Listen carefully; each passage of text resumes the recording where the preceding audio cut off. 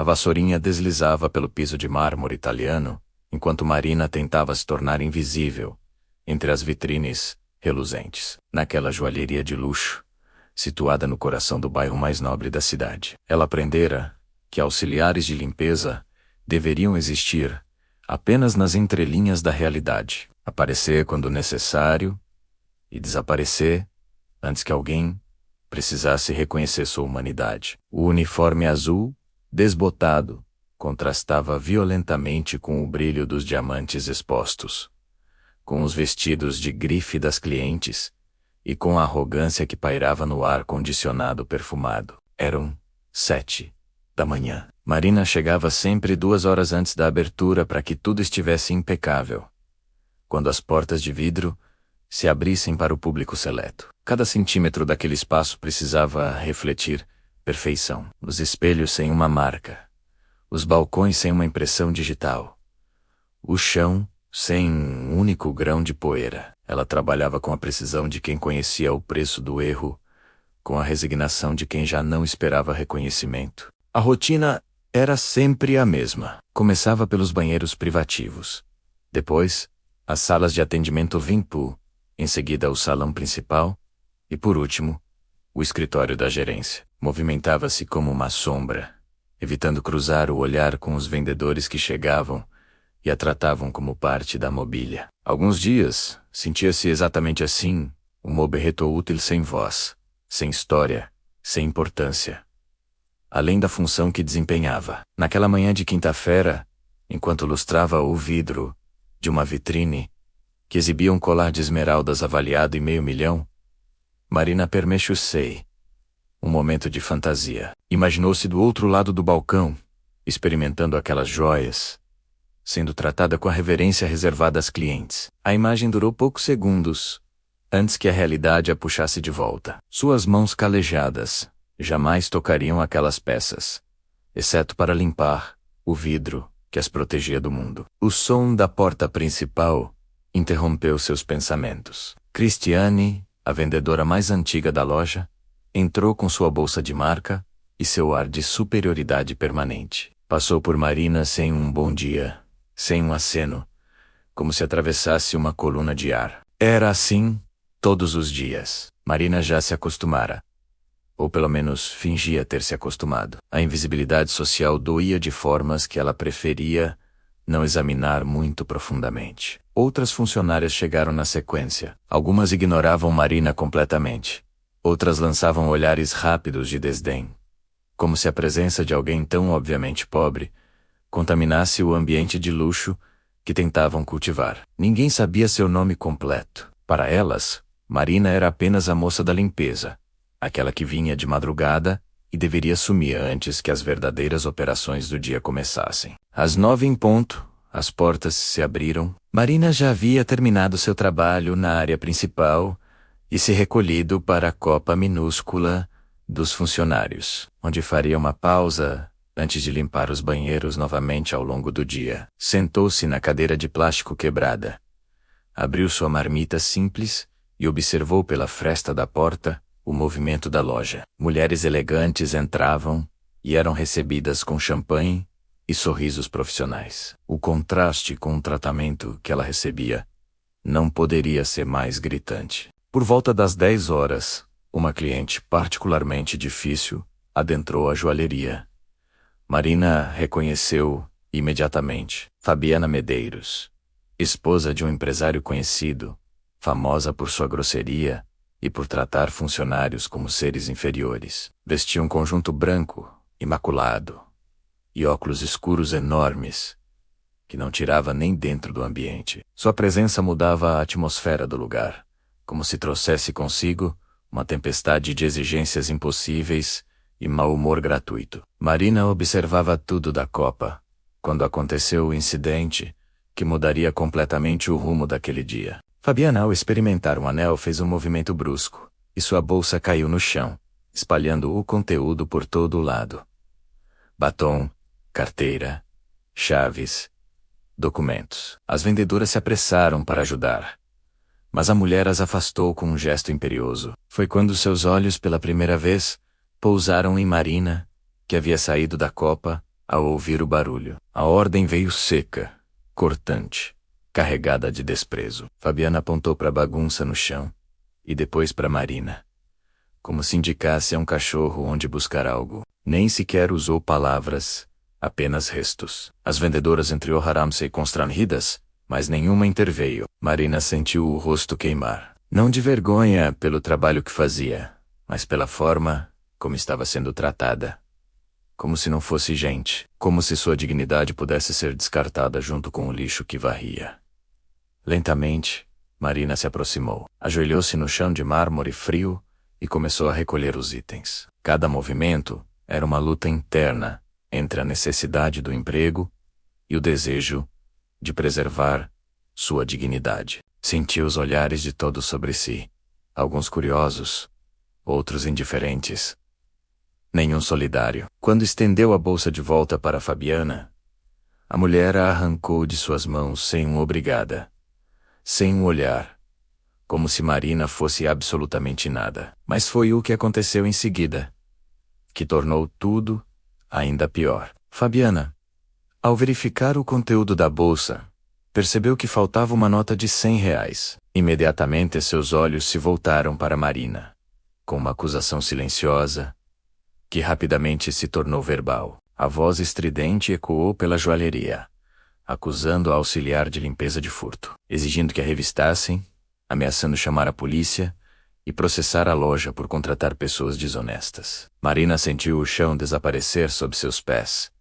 Suas mãos tremiam, não de culpa, mas de indignação e impotência. Tentou explicar que não havia pegado nada, que apenas recolheu os objetos do chão, mas sua voz foi abafada pela acusação histérica de Fabiana. As vendedoras olhavam a cena com uma mistura de curiosidade mórbida e alívio, por não serem elas as alvos da fúria da cliente. Foi nesse momento que a porta do escritório da gerência se abriu. Helena Vasconcelos, a gerente da joalheria, raramente descia ao salão principal. Mulher de uns 50 anos, cabelos presos em um coque impecável, terno sob medida e uma postura que comandava respeito imediato. Ela era uma figura distante para Marina. Nos 6 meses trabalhando ali, tinham trocado talvez 3 palavras. Marina imaginava que para Helena ela fosse tão invisível quanto era para as vendedoras. Helena desceu as escadas com passos firmes, seu rosto uma máscara de profissionalismo. Fabiana, ao vê-la, imediatamente redirecionou suas acusações, exigindo providências. Falando em processos, ameaçando expor a joalheria nas redes sociais por empregar ladrões. Marina permanecia imóvel, sentindo lágrimas de humilhação queimarem seus olhos, mas recusando-se a deixá-las cair. Não daria a ninguém ali a satisfação de vê-la quebrar.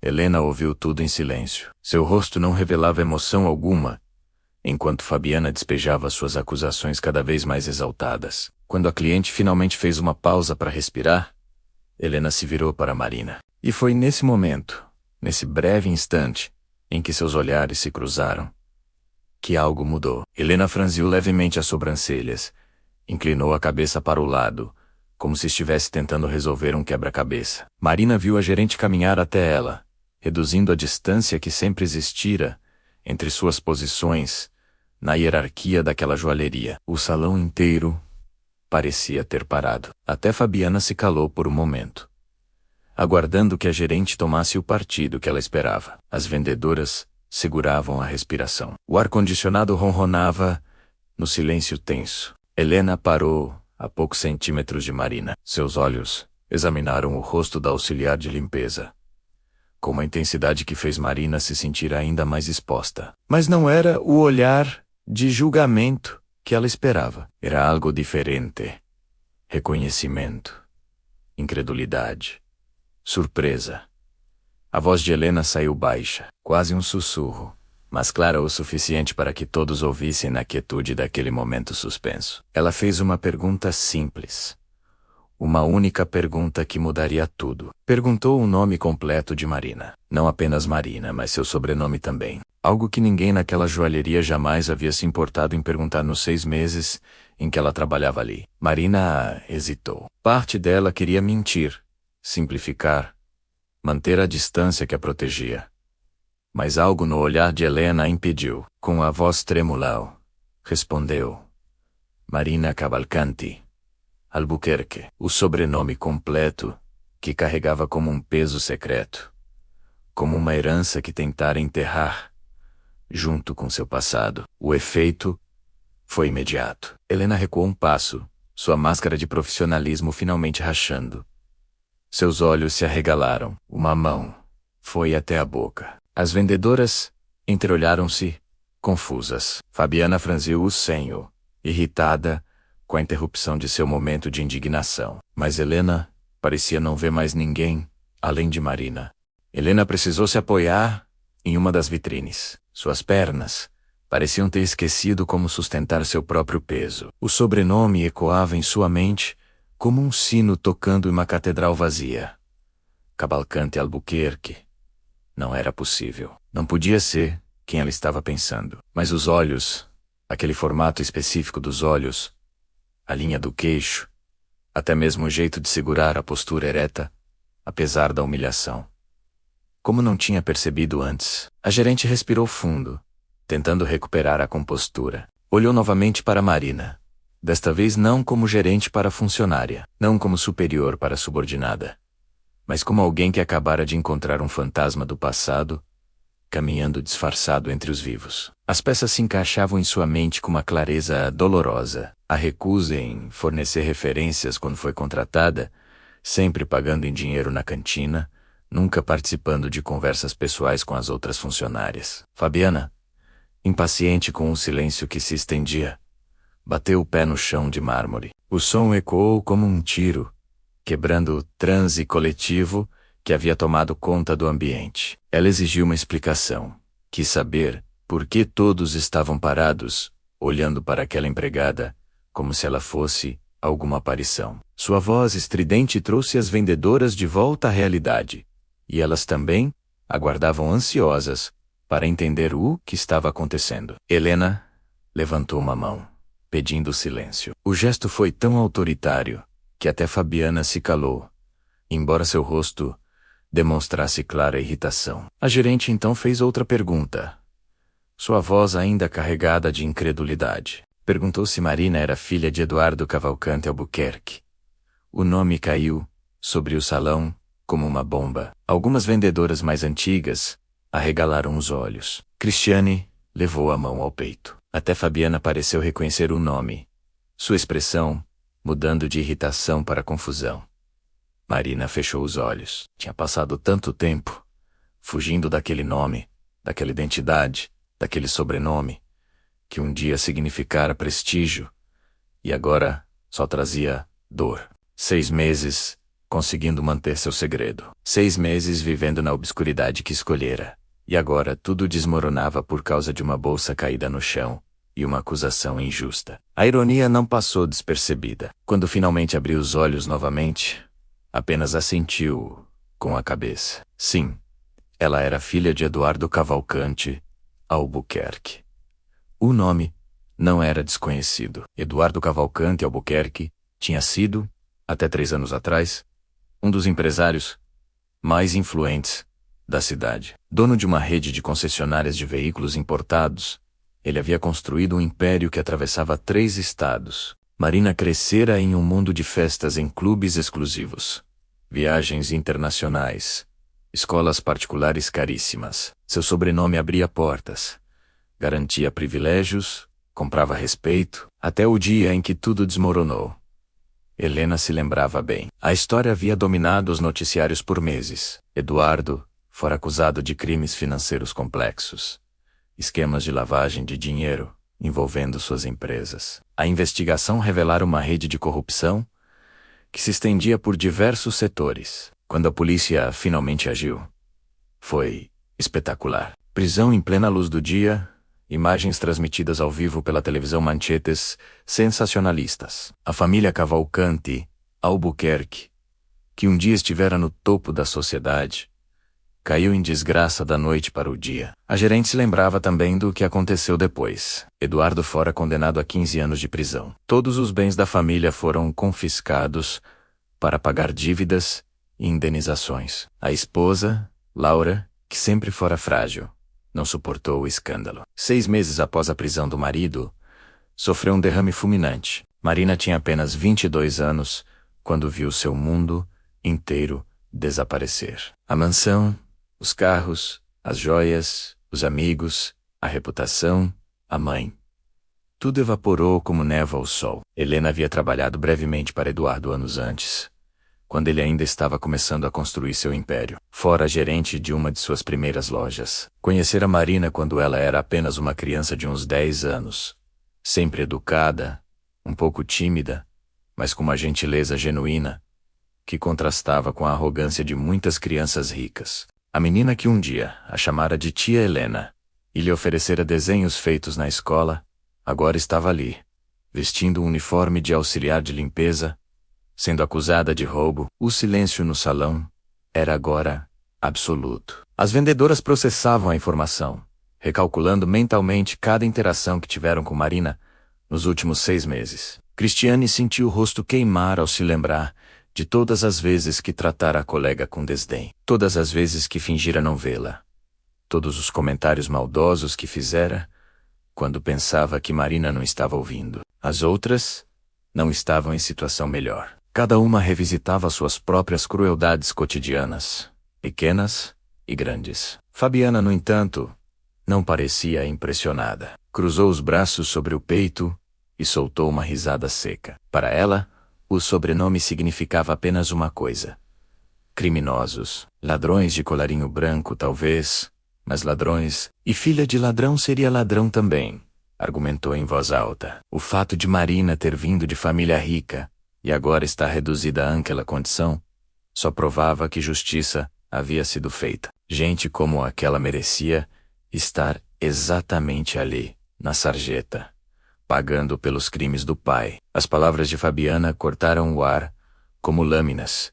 Marina sentiu cada uma delas como um soco, não pela acusação em si, que já ouvira em variações diferentes nos últimos 3 anos, mas pela crueldade casual com que eram proferidas, pela completa ausência de empatia, pela disposição de chutar quem já estava no chão. Ela havia aprendido nos últimos anos que a queda de um pedestal não gerava compaixão, mas sim um prazer mórbido naqueles que testemunhavam a desgraça alheia. Helena, porém, não permitiu que Fabiana continuasse. Sua voz saiu firme, carregada de uma autoridade que não admitia contestação. Disse que Marina não tinha nada a ver com os crimes do pai, que ela própria havia perdido tudo, que trabalhava honestamente para sobreviver. Explicou que conhecia a família, que sabia do caráter de Marina e que a acusação de furto era não apenas infundada, mas ofensiva. A gerente então se virou para Cristiane e ordenou que verificassem as câmeras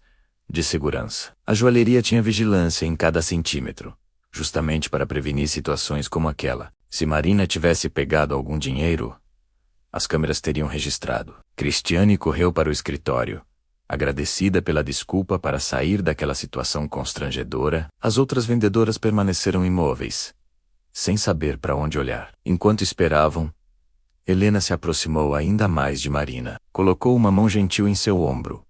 Um gesto simples, que fez os olhos da jovem finalmente se encherem de lágrimas. Eram as primeiras lágrimas que Marina permitia em meses. Não de tristeza pela acusação, mas de alívio por finalmente, depois de tanto tempo sendo invisível, ser vista. Ser reconhecida não apenas como funcionária, mas como pessoa.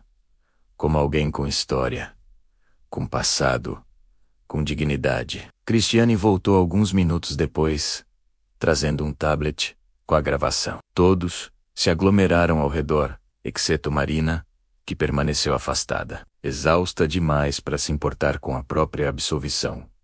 As imagens eram claras. Mostravam Fabiana derrubando a bolsa, Marina recolhendo cada item cuidadosamente, devolvendo tudo sem tocar em nada além do necessário. Em nenhum momento, suas mãos se aproximaram de qualquer nota de dinheiro. A câmera também capturou outro detalhe importante. Fabiana guardando uma nota no bolso do casaco, momentos antes de derrubar a bolsa. O rosto de Fabiana passou por diversas tonalidades de vermelho. Ela balbuciou desculpas vagas.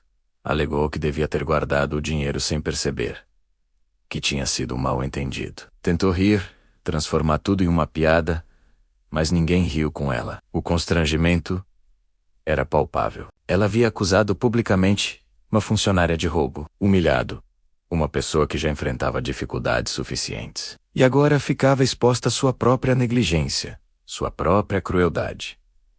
Helena não aceitou as desculpas vazias. Com uma frieza calculada, informou a Fabiana que ela não era mais bem-vinda naquela joalheria, que clientes que desrespeitavam funcionários, que faziam acusações infundadas, que tratavam pessoas como lixo, não eram o tipo de clientela que eles desejavam. Fabiana tentou argumentar. Falou, enquanto o dinheiro gastava ali, ameaçou novamente com as redes sociais. Helena permaneceu inabalável. Pediu que a cliente se retirasse imediatamente. Nunca antes aquelas vendedoras tinham visto uma cliente rica sendo expulsa da loja. Fabiana saiu esbravejando, prometendo vingança, falando em contatar o dono da joalheria. A porta de vidro se fechou atrás dela com um som definitivo. O silêncio que se seguiu foi diferente do anterior. Não era mais tenso, mas reflexivo. Cada pessoa ali presente estava processando não apenas o que acabara de acontecer, mas suas próprias ações e omissões. Helena se virou para as vendedoras. Seu olhar percorreu cada rosto, fazendo cada uma se encolher internamente. Disse que queria falar com todas na sala de reuniões em 15 minutos. Não era um pedido. Era uma ordem. As funcionárias sabiam que uma bronca viria e seria merecida. Elas se dispersaram murmurando entre si, lançando olhares envergonhados na direção de Marina. A gerente então voltou sua atenção completamente para Marina. Pediu que ela a acompanhasse até seu escritório. Marina hesitou. Ainda estava processando tudo o que acontecera nos últimos minutos. A revelação de sua identidade, a defesa inesperada, a expulsão de uma cliente. Parecia irreal, como se estivesse assistindo a cena de fora de seu próprio corpo. Mas seguiu, Helena escada acima, seus passos pesados de exaustão emocional. O escritório era um espaço que Marina só conhecia por limpar. Amplo, com móveis de madeira nobre, quadros nas paredes, uma vista privilegiada da avenida principal. Helena indicou uma poltrona confortável, e Marina se sentou, sentindo-se deslocada naquele ambiente. Estava acostumada a ser invisível, a ocupar apenas os espaços periféricos. Sentar ali, como uma igual, era desconcertante. Helena serviu água em um copo de cristal e ofereceu a Marina. As mãos da jovem tremiam ligeiramente ao aceitar, e ela bebeu, em pequenos goles, como se tivesse esquecido o que era. Recebeu um gesto simples, de gentileza. A gerente se acomodou atrás de sua mesa, mas não assumiu uma postura formal. Pelo contrário, inclinou-se para a frente, os braços apoiados sobre a superfície de mogno, os olhos fixos em Marina com uma mistura de preocupação e curiosidade. O silêncio inicial foi quebrado por Helena. Ela disse que não tinha ideia de que Marina estava trabalhando ali. Que se soubesse teria feito contato antes, oferecido ajuda. Qualquer coisa. Marina deu um sorriso triste e respondeu que era exatamente por isso que havia omitido seu sobrenome completo. Não queria favores, não queria piedade, não queria ser tratada de forma diferente por causa de quem seu pai fora ou do que sua família representara no passado. A gerente compreendeu. Perguntou como Marina havia chegado àquela situação. Como a filha de Eduardo Cavalcante Albuquerque terminara limpando o chão de uma joalheria. Não havia julgamento na pergunta, apenas genuína preocupação. Marina hesitou antes de responder. Fazia tanto tempo que não compartilhava sua história com ninguém. Havia construído muros tão altos ao redor de seu passado que derrubá-los, mesmo parcialmente, parecia perigoso. Mas algo no olhar de Helena a encorajou. Talvez fosse o cansaço de carregar tudo sozinha. Talvez a necessidade humana básica de ser ouvida, de ter sua dor reconhecida. Marina começou a falar, devagar no início, depois com mais fluidez. Contou como tudo desmoronou quando seu pai foi preso. Como os amigos que pareciam tão leais desapareceram da noite para o dia. Como os telefones pararam de tocar. Como os convites evaporaram. Descreveu a rapidez com que os bens foram confiscados. A mansão onde crescera Foi lacrada pela justiça em questão de semanas. Eles tiveram permissão para levar apenas roupas e alguns itens pessoais. As joias da mãe, os quadros, os móveis, tudo ficou para trás. Marina e Laura se mudaram para um apartamento pequeno alugado, usando o pouco dinheiro que Laura tinha em uma conta que não estava vinculada às empresas de Eduardo. A mãe nunca se recuperou do choque. Laura Cavalcante Albuquerque havia sido criada em berço de ouro, casar-se com um homem rico. Vivera toda a sua vida adulta, cercada de luxo e privilégios. Não tinha profissão, não tinha habilidades práticas para o mercado de trabalho. Não sabia nem mesmo cozinhar ou cuidar de uma casa. A queda foi brutal demais para sua psique frágil. Ela passou a viver em um estado de negação, esperando que Eduardo fosse inocentado, que tudo voltasse ao normal, que o pesadelo terminasse. Marina, aos 22 anos, teve que se tornar adulta da noite para o dia. Precisava cuidar da mãe, pagar as contas, encontrar uma forma de sobreviver. Seu diploma em artes plásticas, obtido em uma universidade particular caríssima, revelou-se completamente inútil no mundo real. Ela não tinha experiência profissional, não tinha referências, e seu sobrenome, que um dia abrira portas, agora as fechava violentamente. Tentou diversos empregos, mas sempre que seu sobrenome era reconhecido, a reação era a mesma. Olhares de desconfiança, perguntas invasivas sobre o pai, insinuações sobre seu caráter. Algumas empresas simplesmente não a contratavam por medo da associação. Outras a contratavam e depois a demitiam. Quando colegas descobriam quem ela era, hostilidade se tornava insustentável. Marina aprendeu rapidamente que carregar o sobrenome Cavalcante Albuquerque era como carregar uma marca de criminosa. Foi então que decidiu simplificar. Passou a se apresentar apenas como Marina, omitindo o sobrenome completo, sempre que possível. Aceitou trabalhos que não exigiam referências detalhadas, que não faziam perguntas, que pagavam em dinheiro. Trabalhou em restaurantes lavando pratos, em supermercados repondo mercadorias, em prédios residenciais fazendo faxina. Cada trabalho era uma humilhação diferente, não pelo trabalho em si, mas pela forma como era tratada por pessoas que antes a tratariam como princesa. O derrame da mãe aconteceu exatamente quando Marina começava a encontrar alguma estabilidade. Laura estava assistindo televisão quando uma reportagem sobre a prisão de Eduardo apareceu. O âncora mencionou novos desdobramentos do caso.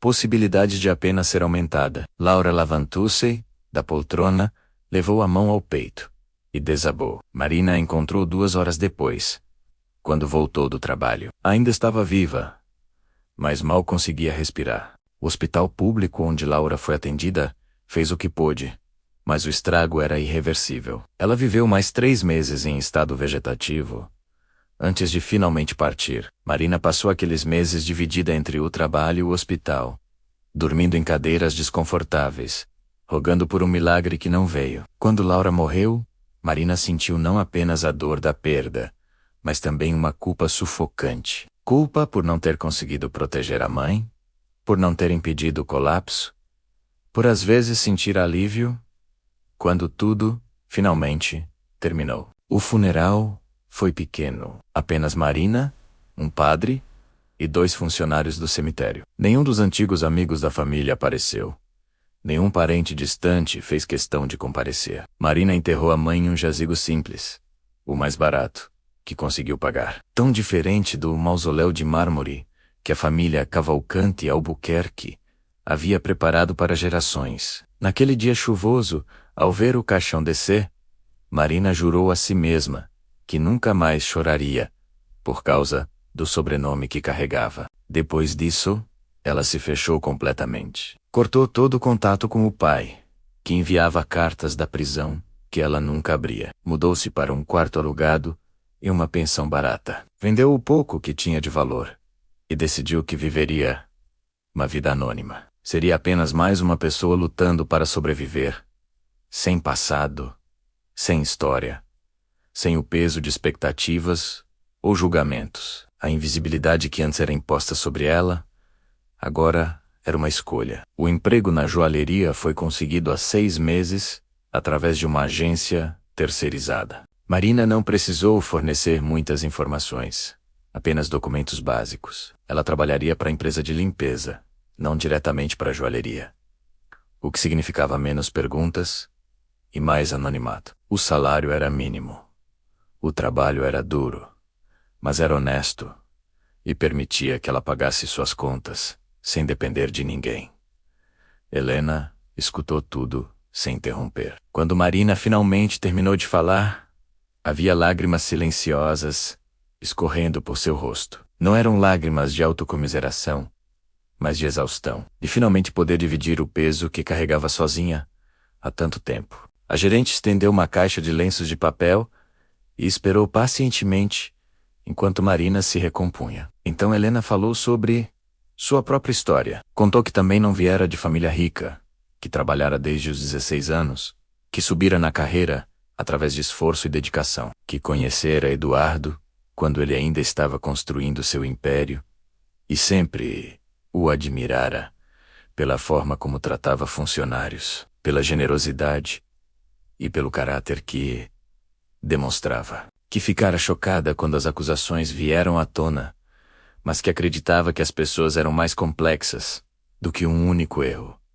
por maior que fosse. A gerente disse que admirava a força de Marina, que muitas pessoas, em sua situação, teriam desistido, teriam sucumbido à amargura ou ao desespero. Mas Marina havia escolhido lutar, trabalhar honestamente, manter sua dignidade, mesmo quando outros tentavam arrancá-la dela. Isso demonstrava um caráter muito mais forte do que qualquer sobrenome ou conta bancária poderia indicar. Marina não sabia como responder. Não se sentia forte.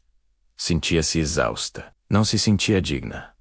Sentia-se quebrada por dentro. Mas ouvir aquelas palavras vindas de alguém que a conhecera em tempos melhores. Alguém que havia não como a filha do criminoso, ou como a auxiliar de limpeza, mas como uma pessoa completa com suas lutas e vitórias.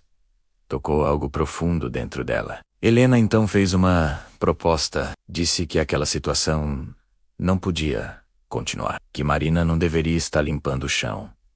Não por ser melhor que isso, mas por estar desperdiçando seu potencial. Perguntou sobre seu diploma em artes plásticas, sobre seus talentos, sobre o que realmente gostaria de estar fazendo. Marina ficou confusa. Fazia tanto tempo que ninguém perguntava sobre seus sonhos, que ela quase havia esquecido que um dia tivera algum. A gerente explicou que a joalheria estava expandindo. Planejavam abrir um departamento de design próprio, criar peças exclusivas, desenvolver uma linha que mesclasse arte e joalheria. Precisavam de alguém criativo, alguém com formação adequada, alguém que entendesse estética e tivesse visão artística. A posição ainda não havia sido preenchida porque não encontravam a pessoa certa. Helena olhou diretamente nos olhos de Marina e perguntou se ela estaria interessada. Marina não conseguiu responder imediatamente. A proposta parecia surreal. Algumas horas atrás, estava sendo acusada de roubo, sendo humilhada em público. Agora estava sendo oferecida uma posição profissional em sua área de formação. A mudança era drástica demais, rápida demais. Parte dela desconfiava, procurava armadilha ou motivo oculto. Anos de decepções a haviam ensinado a não confiar em mudanças súbitas de sorte. Helena percebeu a hesitação e a compreendeu. Disse que Marina não precisava responder naquele momento, que pensasse com calma, que considerasse a proposta sem pressão, mas também foi honesta. Disse que não estava oferecendo aquilo por piedade ou por conhecer a família. Estava oferecendo porque reconhecia talento quando via, e porque acreditava que Marina merecia uma chance de reconstruir sua vida, usando suas verdadeiras habilidades. A gerente então mencionou algo mais. Disse que as vendedoras precisavam de uma conversa séria, sobre respeito e empatia. Que o tratamento que Marina recebera nos últimos meses era inaceitável e que mudanças precisavam acontecer naquela equipe, que usaria o incidente daquele dia como um momento de aprendizado para todas, uma oportunidade de refletir sobre como tratavam pessoas que consideravam inferiores. Marina desceu as escadas do escritório com Helena ao seu lado. E o contraste com sua subida solitária, momentos antes, não poderia ser maior. Agora, caminhava, não como funcionária sendo repreendida, mas como alguém que acabara de receber uma oportunidade inesperada. Ainda que não soubesse exatamente o que fazer com ela, a gerente havia insistido que ela participasse da reunião com as vendedoras. Não como acusada, mas como parte da equipe que merecia respeito. A sala de reuniões era um espaço que Marina conhecia apenas por ter limpado suas janelas e passado pano em sua mesa enorme de vidro. Nunca havia pisado ali durante o expediente, quando a sala cumpria sua função real. As vendedoras já estavam sentadas. 6 mulheres de idades variadas, todas vestindo roupas elegantes, que custavam mais do que Marina ganhava em meses. O silêncio era pesado quando Helena e Marina entraram. Cristiane evitava olhar diretamente para Marina. Seu rosto ainda estava corado de vergonha, e ela mexia nervosamente nas unhas bem feitas. As outras não estavam em situação muito diferente. Algumas olhavam para baixo. Outras fingiam interesse súbito em seus telefones celulares. Todas sabiam que uma bronca estava vindo, e todas sabiam que era merecida. A atmosfera na sala lembrava uma sala de aula prestes a receber a notícia de uma reprovação coletiva. Helena não perdeu tempo com preâmbulos. Começou falando sobre valores corporativos, sobre a imagem que a joalheria tentava cultivar, não apenas com clientes, mas também internamente. Mencionou que luxo verdadeiro não estava apenas em diamantes e ouro, mas em como as pessoas tratavam umas às outras, especialmente aquelas em posições de menos poder. Sua voz era firme, controlada, mas havia uma decepção palpável em cada palavra. A gerente então trouxe à tona o comportamento das últimas horas, mas ampliou a discussão para os últimos meses. Perguntou quantas delas sabiam o nome completo da pessoa que limpava o chão que pisavam todos os dias. Quantas haviam dado bom dia ao menos uma vez. Quantas haviam feito o mínimo esforço para tratar Marina como ser humano, e não como mobília. O silêncio que se seguiu foi resposta suficiente. Nenhuma mão se levantou. Nenhuma voz se manifestou. Cristiane finalmente teve coragem de falar. Sua voz saiu trêmula, carregada de culpa genuína. Pediu desculpas diretamente a Marina, reconhecendo que havia sido cruel, que havia tratado a colega com desprezo injustificável, que não havia desculpa para seu comportamento. Disse que crescera em uma família humilde, que sua mãe havia sido empregada doméstica, e que de todas as pessoas ali, ela deveria saber melhor do que ninguém como aquilo doía. As outras vendedoras seguiram o exemplo, cada uma oferecendo suas próprias desculpas. Algumas eram claramente mais sinceras que outras.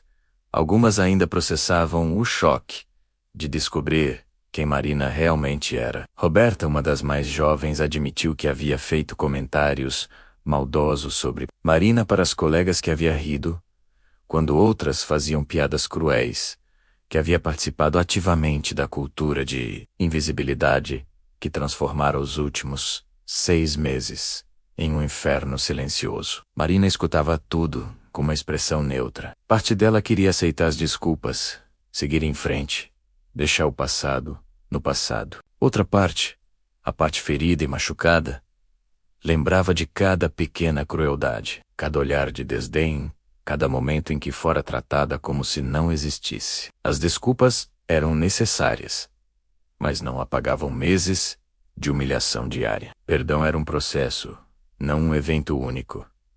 E Marina ainda não sabia se estava pronta para iniciá-lo. Helena deixou claro que mudanças precisavam acontecer imediatamente. Estabeleceu novas regras de convivência, enfatizou que todo funcionário, independente de posição, merecia tratamento respeitoso. Mencionou que observaria o comportamento de todas nas próximas semanas e que não hesitaria em tomar medidas mais drásticas se o desrespeito continuasse. A mensagem era clara.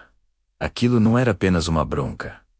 Era uma reforma cultural dentro da joalheria. A gerente então revelou a todas que Marina não trabalharia mais como auxiliar de limpeza, que ela tinha formação em artes plásticas e seria convidada a assumir uma posição no novo departamento de design que estava sendo criado. A notícia caiu sobre as vendedoras como água gelada. Os olhares que antes eram de culpa agora misturavam surpresa e algo que se aproximava de admiração. A narrativa que haviam construído sobre Marina, em suas mentes, precisava ser completamente reescrita. Depois da reunião, as vendedoras se dispersaram lentamente, ainda processando tudo o que havia acontecido. Marina permaneceu na sala de reuniões por alguns minutos, sozinha, olhando pela janela para a movimentação da avenida lá embaixo. Pessoas caminhavam apressadas, cada uma carregando seus próprios fardos invisíveis, suas próprias histórias secretas. Ela se perguntava quantas daquelas pessoas julgavam outras baseadas em aparências. Quantas repetiam os mesmos erros que as vendedoras haviam cometido com ela. Helena voltou e disse que Marina poderia tirar o resto do dia de folga, que havia sido uma manhã emocionalmente exaustiva e que ela merecia tempo para processar tudo. Ofereceu também uma proposta que Marina viesse no dia seguinte, não de uniforme, mas com roupas normais, e passassem algumas horas conversando sobre o departamento de design, sobre possibilidades, sobre como seria trabalhar naquela nova função. Marina aceitou e saiu da joalheria ainda atordoada. A luz do sol lá fora parecia mais brilhante do que quando entrara de madrugada. O ar, mesmo poluído pela cidade grande, parecia mais fresco. Ela caminhou sem destino certo, seus pés a levando automaticamente na direção da pensão onde morava, mas sua mente estava completamente a lures, revisitando cada momento daquela manhã extraordinária. No caminho, parou em uma praça pequena e se sentou em um banco. Crianças brincavam no parquinho. Mães conversavam distraídas.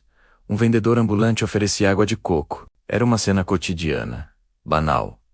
Mas Marina a observava como se a visse pela primeira vez. Havia algo libertador em ter seu segredo revelado, em não precisar mais carregar sozinha o peso de esconder quem era. Mesmo que a revelação trouxesse complicações, também trazia uma leveza inesperada. Pensou na proposta de Helena. Trabalhar com design de joias, usar sua formação, criar algo belo novamente. Fazia 3 anos que Marina não desenhava nada, não permitia que sua criatividade florescesse. Havia enterrado aquela parte de si mesma, junto com tantas outras coisas, quando tudo desmoronou. A arte parecia um luxo que não podia se dar, um sonho que não tinha direito de sonhar enquanto lutava apenas para sobreviver.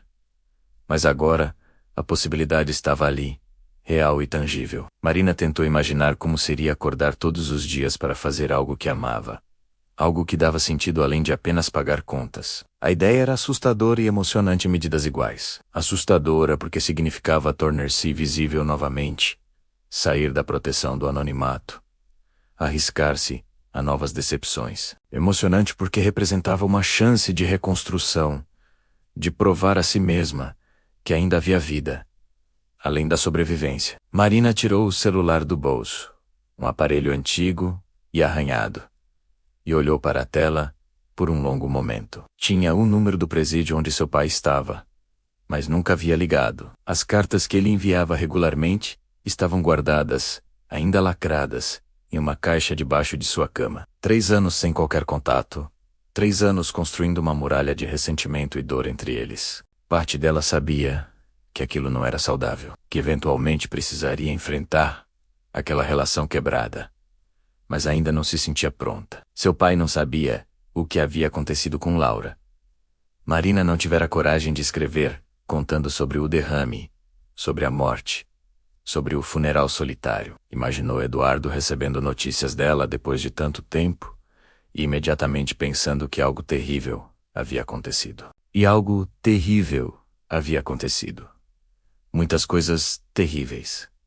Mas ela não estava pronta para compartilhar aquela dor com o homem que, em sua mente, era responsável por todo o sofrimento. Guardou o telefone de volta. Aquela conversa, se acontecesse, ficaria para outro dia. Por enquanto, tinha outras batalhas para enfrentar, outras decisões para tomar. A questão mais imediata era a proposta de Helena. Marina sabia que deveria estar empolgada, grata pela oportunidade. Estava, em algum nível profundo, mas também estava aterrorizada. Medo de não ser boa o suficiente. De ter perdido suas habilidades durante os anos de abandono. De decepcionar quem estava lhe dando uma chance. Levantou-se do banco e continuou caminhando. A pensão onde morava ficava em um bairro distante, e ela precisaria pegar 2 ônibus para chegar lá. Enquanto esperava no ponto, observou as outras pessoas também esperando. Uma senhora idosa com sacolas de mercado, um homem de uniforme voltando do trabalho, uma jovem estudante com livros debaixo do braço, cada um com suas histórias, seus desafios, suas pequenas vitórias e derrotas diárias. Marina sempre se sentira sozinha em seu sofrimento, única em sua queda do topo para o fundo. Mas olhando ao redor, reconheceu que todos ali provavelmente carregavam cicatrizes invisíveis, todos enfrentavam batalhas que ninguém mais via. A diferença era que sua queda fora pública, espetacular, documentada pela mídia e comentada por milhares. Mas a dor de reconstruir uma vida destroçada era universal. Independente de quanto holofote houvesse sobre a destruição inicial. O ônibus chegou lotado. Marina entrou, agarrou-se a uma barra de ferro e deixou seu corpo balançar com o movimento irregular do veículo. Fechou os olhos e tentou imaginar como seria voltar à joalheria no dia seguinte. Não como a mulher invisível que limpava o chão, mas como Marina Cavalcanti Albuquerque, designer de joias. A imagem era borrada, incerta, mas pela primeira vez, em muito tempo, não era completamente sombria. Quando finalmente chegou à pensão, subiu as escadas rangentes até o 3º andar e abriu a porta de seu quarto minúsculo. O espaço era deprimente. Uma cama estreita, um armário velho, uma mesinha improvisada, um banheiro compartilhado no corredor. Mas era o que podia pagar. E pelo menos tinha um teto sobre a cabeça. Marina havia aprendido a não subestimar o valor de pequenas seguranças, como aquela. Sentou-se na cama e olhou ao redor. Tentar novamente.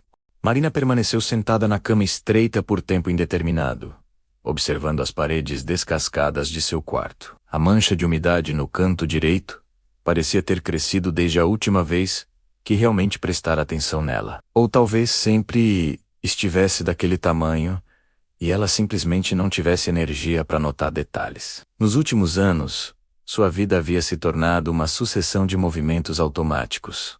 Acordar, trabalhar, comer algo simples, dormir, repetir. Não havia espaço para observação, para contemplação, apenas para sobrevivência. Levantou-se e caminhou até o armário velho. Abriu as portas rangentes e examinou as poucas roupas que possuía. A maioria era peças simples compradas em lojas de departamento baratas, algumas doadas por instituições de caridade. Nada que se parecesse remotamente apropriado para uma reunião sobre design de joias em uma joalheria de luxo. Marina sentiu um aperto no estômago. Como poderia se apresentar naquele novo papel, quando nem mesmo tinha roupas adequadas?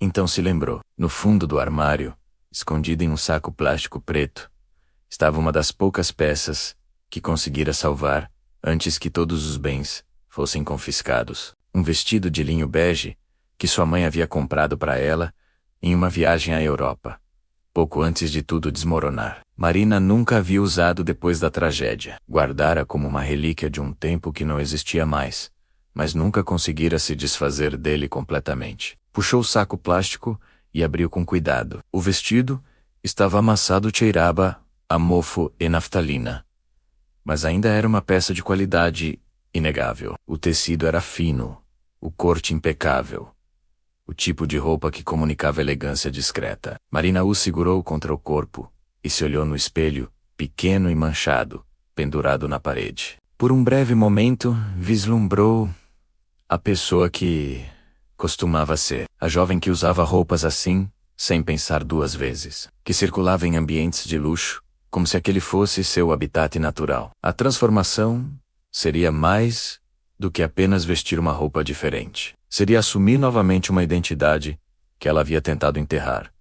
Reconectar-se com uma versão de si mesma que parecia pertencer a outra vida. Marina não tinha certeza se ainda sabia como ser aquela pessoa, se as habilidades sociais que um dia possuíra ainda existiam, ou se haviam atrofiado durante os anos de invisibilidade forçada. Decidiu que lavaria e passaria o vestido naquela noite. Haveria tempo suficiente para ele secar e ficar apresentável até a manhã seguinte. Desceu até a lavanderia compartilhada no térreo da pensão.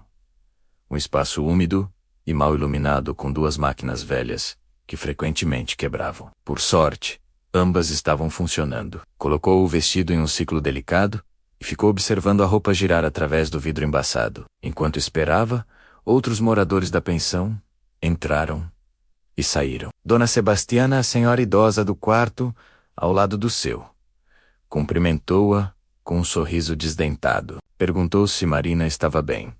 Se tinha acontecido algo especial. Marina percebeu que devia estar com uma expressão diferente, que algo em seu rosto denunciava as mudanças sísmicas que haviam ocorrido naquele dia. Respondeu vagamente que talvez as coisas estivessem melhorando, sem entrar em detalhes. Dona Sebastiana era uma das poucas pessoas naquela pensão que tratava Marina com gentileza genuína. Não sabia de seu passado, não fazia perguntas invasivas, apenas oferecia uma presença humana ocasional em um lugar onde a solidão costumava ser a norma. A senhora contou que havia feito bolo de fubá e ofereceu um pedaço a Marina. Era um gesto simples, mas significativo. Marina aceitou e comeu ali mesmo, na lavanderia, mal iluminada, sentindo o gosto caseiro e a doçura modesta de algo feito com cuidado. Quando o ciclo terminou, Marina levou o vestido de volta para o quarto e o estendeu cuidadosamente. Não tinha ferro de passar, mas conhecia truques que aprendera nos últimos anos. Colocou o vestido sob o colchão e se deitou sobre ele por alguns minutos, usando o peso do próprio corpo para desamassar o tecido. Era uma solução imperfeita, mas funcionaria razoavelmente bem. Depois pendurou a peça perto da janela, onde o ar noturno poderia circular e eliminar o cheiro de mofo. Com o vestido cuidado, Marina voltou sua atenção para outro problema. Seus cabelos estavam em péssimo estado, cortados por ela mesma de forma irregular, sem forma definida. Suas unhas estavam curtas e ásperas, marcadas pelo trabalho pesado. Suas mãos tinham calosidades e pequenos cortes. Não tinha maquiagem, não tinha produtos de beleza, além de um shampoo barato e um sabonete. Como poderia se apresentar como designer em uma joalheria de luxo com aquela aparência? Marina pegou o que restava de seu salário do mês. Algumas notas amassadas, que guardava em um envelope debaixo do colchão. Calculou mentalmente quanto precisaria para alimentação e aluguel nas próximas semanas. Sobrava muito pouco, mas talvez o suficiente para um corte de cabelo simples em um salão barato. Seria um risco usar dinheiro que mal podia gastar, mas parecia necessário. Se ia aceitar aquela oportunidade, precisava ao menos parecer minimamente apresentável. Olhou para o relógio no celular. Passava das 7 da noite. Muitos salões ainda estariam abertos. Pegou as notas, trancou o quarto e saiu novamente. Conhecia um lugar a algumas quadras. Dali nada sofisticado, mas competente e acessível. A caminhada noturna pelas ruas do bairro sempre trazia certa tensão, mas Marina já estava acostumada. Mantinha a cabeça baixa, os passos rápidos. Evitava chamar atenção. O salão era pequeno, iluminado por lâmpadas fluorescentes que piscavam, ocasionalmente. Duas cabeleireiras trabalhavam. Uma jovem com tatuagens coloridas e uma senhora de meia idade, com expressão cansada. Marina explicou o que precisava. Algo simples, mas elegante, que fizesse seu rosto parecer menos cansado. A jovem cabeleireira, que se apresentou como Jéssica, examinou os cabelos de Marina com um olhar profissional e sugeriu um corte na altura dos ombros, com algumas camadas, para dar volume. Enquanto Jéssica trabalhava, fazia perguntas casuais. Marina respondia de forma vaga, oferecendo apenas informações superficiais. Mas quando a cabeleireira mencionou que também estava tentando mudar de carreira, que trabalhava ali para pagar um curso técnico de design gráfico, Marina sentiu uma conexão inesperada. Compartilhou um pouco de sua história, omitindo os detalhes mais dramáticos, mas mencionando que também estava recebendo uma chance de trabalhar em sua área de formação, depois de anos fazendo outras coisas. Jéssica se animou. Falou sobre sonhos adiados.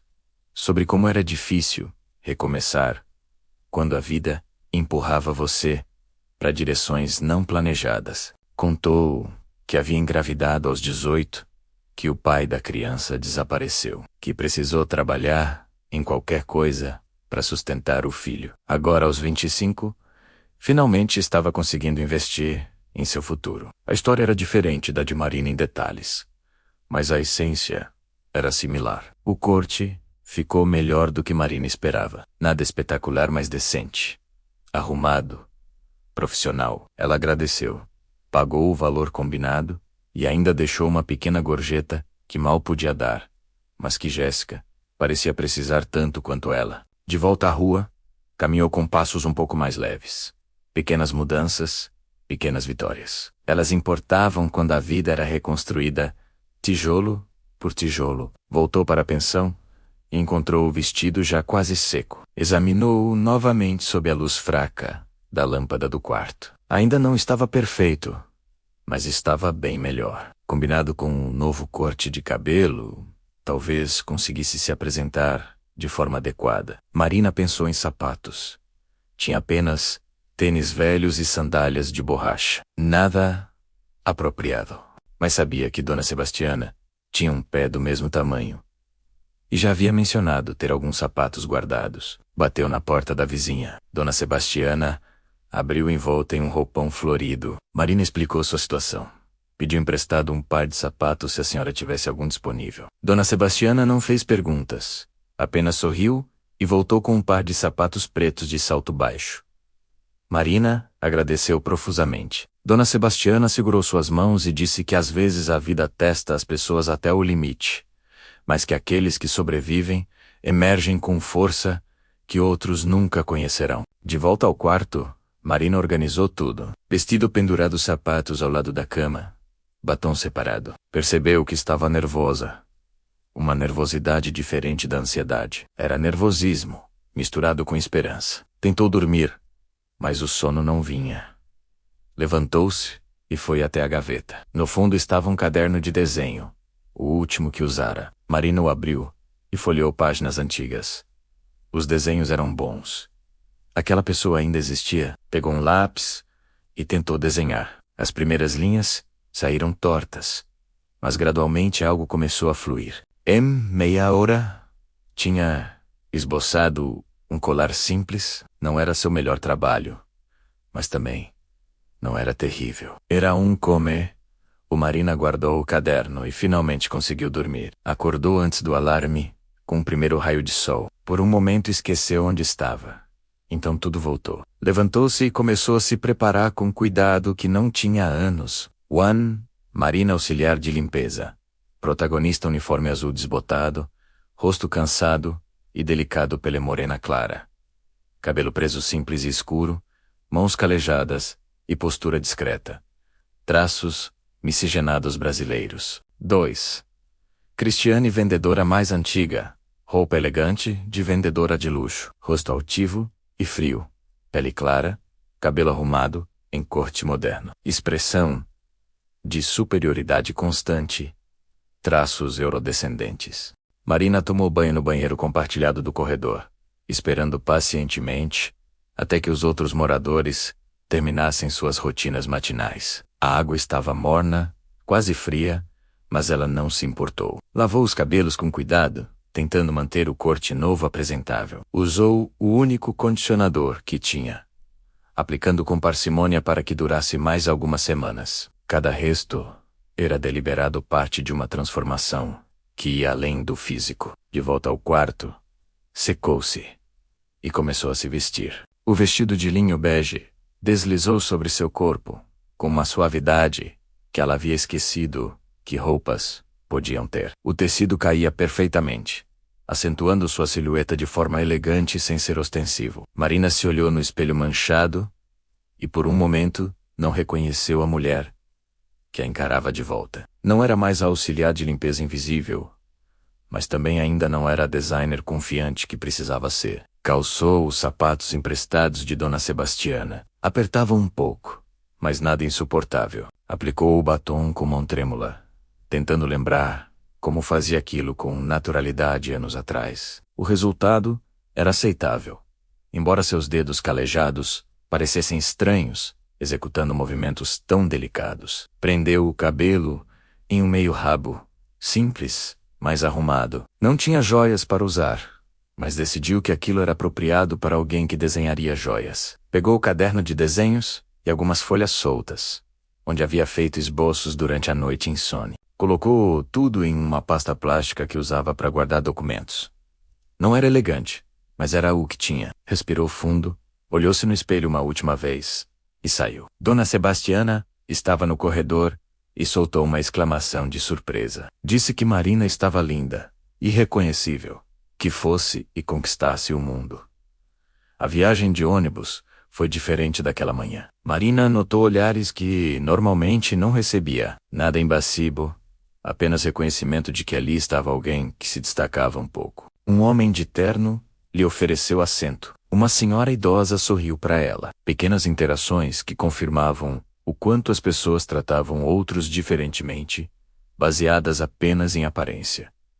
A lição era amarga, mas importante. Chegou à joalheria com 15 minutos de antecedência. As portas ainda estavam fechadas para o público, mas através do vidro, viu funcionários já preparando para o dia. Tocou a campainha e Cristiane veio atender. A vendedora parou no meio do caminho, os olhos arregalados, claramente confusa sobre quem era aquela mulher elegante na entrada. Levou alguns segundos até o reconhecimento chegar, e quando chegou, Cristiane ficou visivelmente constrangida. Abriu a porta rapidamente, gaguejando uma saudação. Disse que Marina estava diferente, muito bonita, que nem parecia a mesma pessoa. Marina agradeceu educadamente, mas sem efusividade. Não estava pronta para a intimidade com pessoas que a haviam tratado como invisível por meses. Perdão era possível, mas confiança precisaria ser reconstruída com tempo e ações, não apenas palavras. Cristiane pareceu entender e se afastou, murmurando que avisaria Helena. A gerente desceu as escadas momentos depois. Seu rosto iluminou ao ver Marina, e havia algo genuíno naquele sorriso que tranquilizou a jovem. Helena a cumprimentou calorosamente, comentou sobre o vestido lindo, e imediatamente a convidou para subir ao escritório. No caminho, algumas vendedoras observavam, suas expressões misturando curiosidade e algo que parecia respeito recém-descoberto. Marina manteve a postura ereta, caminhando com a dignidade que estava reaprendendo a carregar. O escritório estava diferente daquela manhã. Helena havia preparado uma mesa com café, frutas, pães e sucos. Era um café da manhã simples, mas atencioso.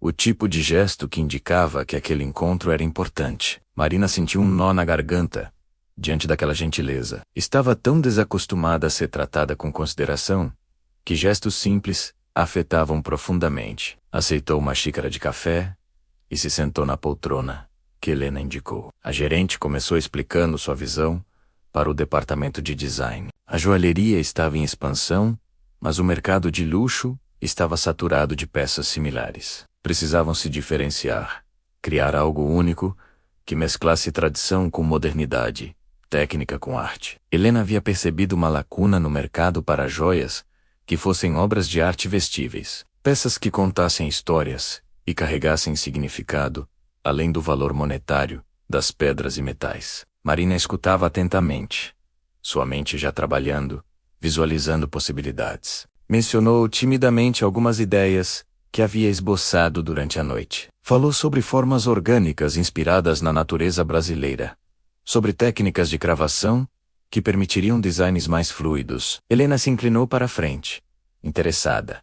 Pediu para ver os esboços. Marina abriu a pasta plástica com mãos trêmulas e mostrou os desenhos. A gerente examinou cada esboço com atenção profissional. Fez perguntas técnicas sobre dimensões, sobre viabilidade de produção, sobre custos estimados. Marina respondeu da melhor forma que conseguiu, embora reconhecesse que estava enferrujada em aspectos práticos. Não havia pensado em produção real há anos, apenas em arte, pela arte. Mas Helena parecia impressionada com a visão criativa, dizendo que os aspectos técnicos poderiam ser refinados com a ajuda de um ourives experiente.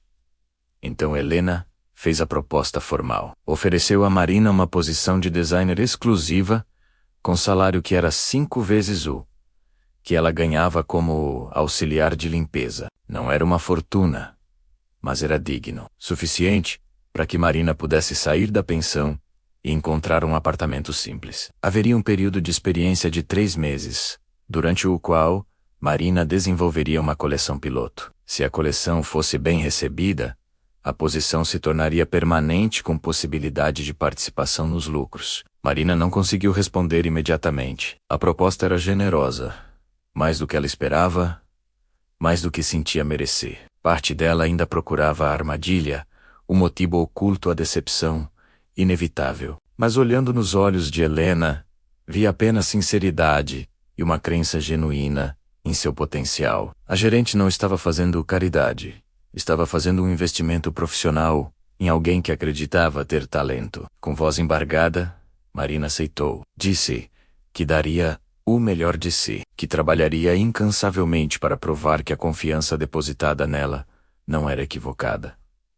Helena sorriu e estendeu a mão. Elas apertaram as mãos formalmente, selando o acordo. Depois a gerente a surpreendeu, com um abraço breve, mas afetuoso, dizendo que estava feliz por poder ajudar Marina a recomeçar, mas mais feliz ainda por ter encontrado o talento que a joalheria precisava. Helena então levou Marina para conhecer o espaço que seria seu ateliê. Era uma sala pequena no 2º andar, com janelas grandes que permitiam entrada abundante de luz natural. Havia uma mesa de desenho, pranchetas, materiais de ilustração novos ainda nas embalagens, um computador com software de design gráfico instalado. Tudo estava preparado, como se Helena já soubesse que Marina aceitaria.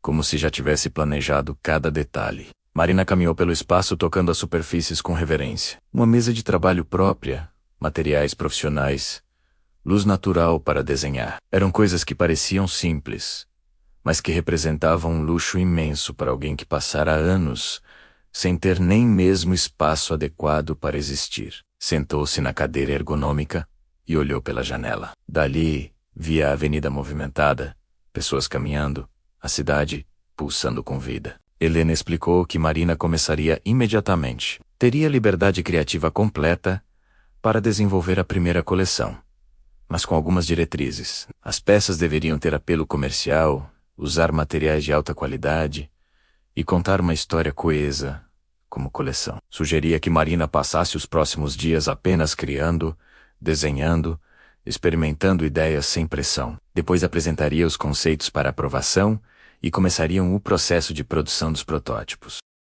A gerente também mencionou que Marina conheceria Roberto, o ourives master, que trabalhava para a joalheria há 20 anos. Ele seria fundamental para transformar desenhos em realidade. Para entender limitações técnicas e possibilidades de execução, Helena descreveu o Roberto como um artesão brilhante, mas tradicionalista. Alguém que poderia resistir inicialmente a designs muito modernos. Seria importante que Marina conquistasse seu respeito através do trabalho. Depois de mostrar o ateliê, Helena levou Marina para almoçar em um restaurante próximo. Era um estabelecimento elegante, mas não ostentatório.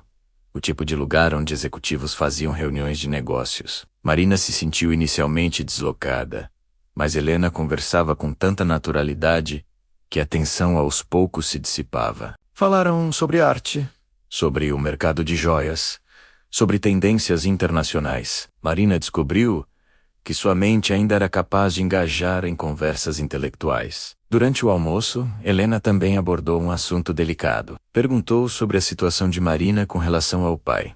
Se mantinha contato, como lidava com aquele passado. Marina respondeu honestamente que não falava com Eduardo há 3 anos, que não abrira nenhuma das cartas que ele enviava. Helena não julgou, apenas escutou. Depois compartilhou sua própria perspectiva, dizendo que guardava boas memórias de Eduardo como chefe, mas que entendia completamente a dor de Marina. A gerente sugeriu, com cuidado, que talvez em algum momento Marina considerasse ao menos uma conversa, não para perdoar necessariamente, mas para encontrar paz própria. Disse que carregar ressentimento era como beber veneno, esperando que a outra pessoa adoecesse. Marina reconheceu a sabedoria, mas ainda não se sentia pronta. Talvez um dia, quando estivesse mais forte. Helena respeitou aquilo e mudou de assunto. Voltaram à joalheria no meio da tarde. Marina passou o resto do dia familiarizando-se com seu novo espaço, organizando materiais, testando o software. Sentou-se diante da tela em branco e começou a esboçar. Os primeiros traços eram hesitantes, mas gradualmente ganhavam confiança. Criou designs inspirados em flores do cerrado, formas orgânicas que se entrelaçavam como trepadeiras. Perdeu a noção do tempo. Quando finalmente olhou para o relógio, eram quase 7 da noite. A joalheria já havia fechado. Marina salvou seus arquivos, desligou o computador e desceu as escadas. Cristiane estava no balcão. Marina hesitou antes de falar. Perguntou se gostaria de companhia na saída. Marina aceitou com cautela. Caminharam juntas até o ponto. O silêncio inicial, gradualmente, dando lugar à conversa hesitante. No ônibus, Cristiane pediu desculpas novamente, mas desta vez com mais profundidade. Admitiu que se envergonhava de como havia tratado Marina, que não tinha desculpa. Disse que gostaria de recomeçar, não como superiora e subordinada, mas como colegas. Marina ouviu, sem interromper. Quando Cristiane terminou, respondeu com honestidade. Disse que apreciava as desculpas, mas que confiança seria reconstruída lentamente através de ações consistentes, não palavras. Marina, auxiliar de limpeza, protagonista uniforme azul desbotado, rosto cansado e delicado, pele morena clara, cabelo preso simples e escuro, mãos calejadas e postura discreta. Traços miscigenados brasileiros. Cristiane, vendedora mais antiga, roupa elegante de vendedora de luxo, rosto altivo e frio, pele clara, cabelo arrumado em corte moderno, expressão de superioridade constante.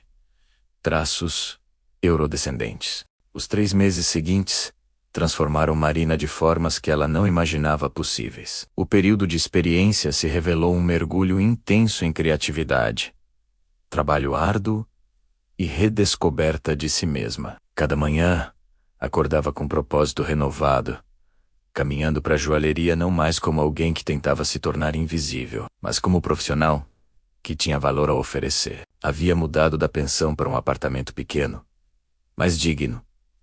Um espaço que finalmente podia chamar de lar, sem constrangimento. A relação com Roberto Arives Master começou exatamente como Helena havia previsto. O homem de 50 e poucos anos, com décadas de experiência em técnicas tradicionais, inicialmente resistiu aos designs de Marina. Considerava-os arriscados demais, modernos demais, potencialmente impossíveis de executar com a perfeição que seu orgulho profissional exigia. As primeiras semanas foram marcadas por tensão e discussões técnicas acaloradas no ateliê compartilhado. Mas Marina não recuou. Estudou técnicas antigas, aprendeu sobre limitações dos materiais, adaptou seus designs, sem comprometer a visão artística. Mostrou disposição para aprender com a experiência de Roberto, enquanto defendia suas ideias criativas com fundamentação sólida. O ponto de virada aconteceu quando apresentou um desenho que mesclava a cravação pavê tradicional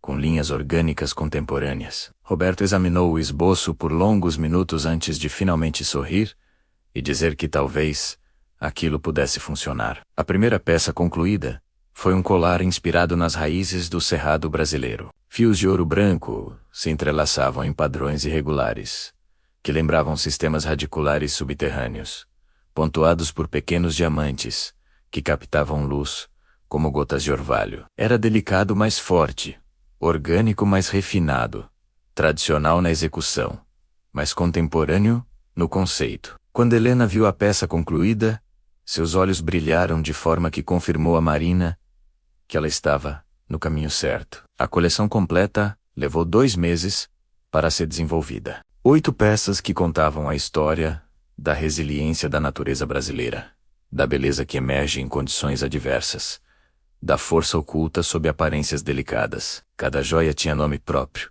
e uma pequena narrativa que acompanhava. Marina havia despejado não apenas criatividade naquele trabalho, mas também sua própria jornada, suas dores e superações, transformando o trauma em arte vestível. A apresentação da coleção aconteceu em um evento privado para clientes ventilada da joalheria. Marina passou dias preparando-se emocionalmente para aquele momento. Seria a primeira vez em anos que estaria em um evento social de alto padrão. A primeira vez que se apresentaria publicamente com seu nome completo, desde a queda da família. A ansiedade era intensa, mas Helena permaneceu ao seu lado, oferecendo apoio constante e confiança inabalável. A noite do evento chegou carregada de expectativa. Marina usava um vestido preto simples, mas elegante, comprado com parte de seu primeiro salário como designer. Seu cabelo estava profissionalmente arrumado.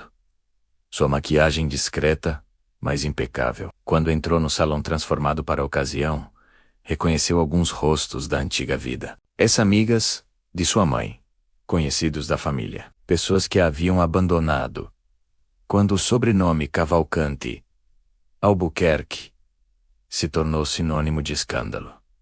Os olhares foram inevitáveis. Algumas pessoas a reconheceram imediatamente. Outras levaram tempo para conectar a designer apresentada com a filha do empresário caído. Marina manteve a cabeça erguida, respondendo cumprimentos com educação profissional, mas sem intimidade. Não estava ali para resgatar relações passadas, mas para apresentar seu trabalho e afirmar sua identidade reconstruída. Era Marina Cavalcante Albuquerque, designer de joias, não a filha de Eduardo definida apenas pela queda dele. A reação às peças foi extraordinária. Clientes circulavam pelas vitrines especiais, onde cada joia estava exposta, lendo as narrativas, admirando a execução técnica, comentando sobre a originalidade dos designs. 3 peças foram vendidas naquela primeira noite por valores que Marina jamais imaginara seus desenhos alcançariam.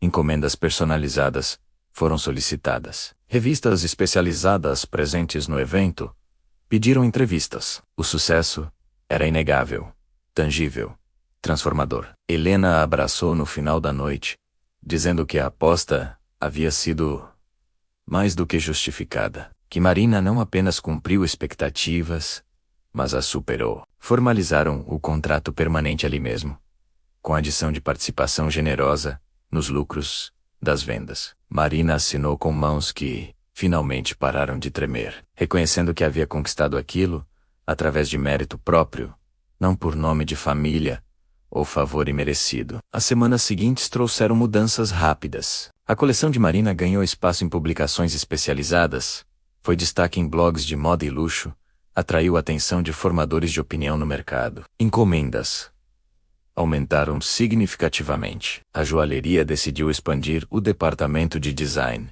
contratando 2 assistentes para trabalhar sob supervisão de Marina. Ela, que meses antes limpava o chão invisível, agora liderava uma pequena equipe criativa. A relação com as vendedoras também evoluiu gradualmente. Cristiane manteve seu esforço de reconstruir confiança através de ações consistentes, provando que seu arrependimento era genuíno. Outras colegas seguiram o exemplo, tratando Marina com respeito sincero, e não apenas com a deferência nervosa de quem temia consequências. Não se tornaram amigas íntimas, mas desenvolveram relação de trabalho saudável, baseada em respeito mútuo. Roberto se tornou algo próximo a um mentor. O ourives reconheceu o talento de Marina e passou a compartilhar técnicas antigas, com generosidade que surpreendeu a todos. Dizia que era raro encontrar designers que realmente entendiam o casamento entre arte e artesanato, entre visão criativa e execução prática. Marina aprendia vorazmente, absorvendo décadas de conhecimento que ele oferecia, refinando suas habilidades a cada nova peça criada. Mas apesar de todas as vitórias profissionais, havia uma pendência emocional que Marina não conseguia mais ignorar. As cartas do pai continuavam chegando, acumulando-se em uma caixa que agora guardava em seu apartamento. 3 anos sem abrir nenhuma, 3 anos construindo muros contra aquela dor específica. Mas o sucesso, a estabilidade recuperada, a força que desenvolvera, tudo isso começou a fazê-la questionar se não estava presa em ressentimento que a machucava mais do que protegia. Juan, Marina auxiliar de limpeza, Protagonista uniforme azul desbotado. Rosto cansado e delicado. Pele morena clara, cabelo preso simples e escuro. Mãos calejadas e postura discreta. Traços miscigenados brasileiros. Tu, Cristiane vendedora, mais antiga. Roupa elegante de vendedora de luxo, rosto altivo e frio. Pele clara, cabelo arrumado em corte moderno, expressão de superioridade constante. Traços eurodescendentes.